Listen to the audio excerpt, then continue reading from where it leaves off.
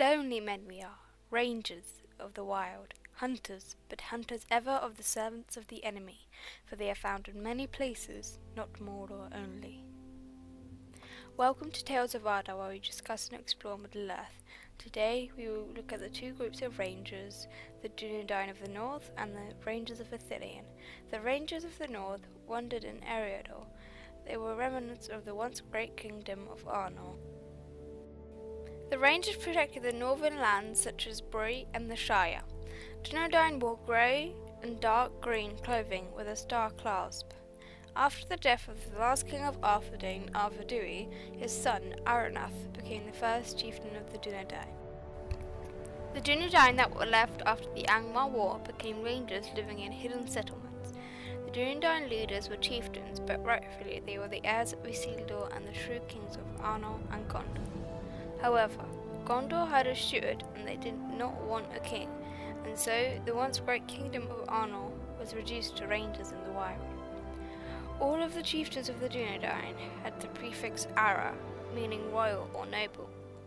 Most beings in Middle-earth had forgotten about old kings of old and believed the line of kings to have died out, but Sauron had not forgotten Elendil and Isildur.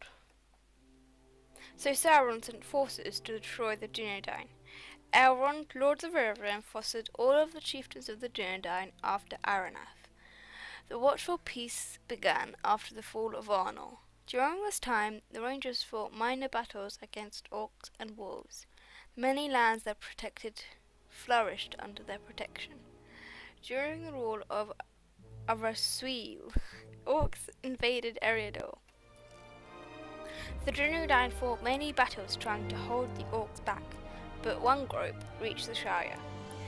They were fought off by a party of brave hobbits and their leader Banderbus took in 2747 of the Third Age.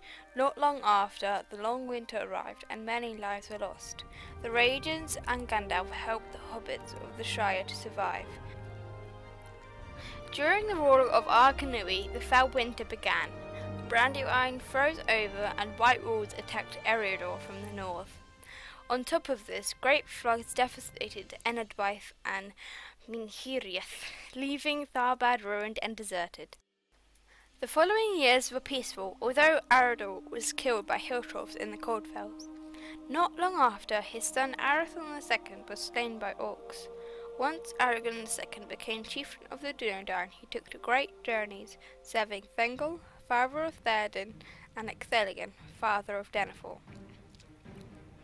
At the bidding of Gandalf, Aragorn and his rangers watched the borders of the Shire. Also at this point, Aragorn took on the hunt for Golem.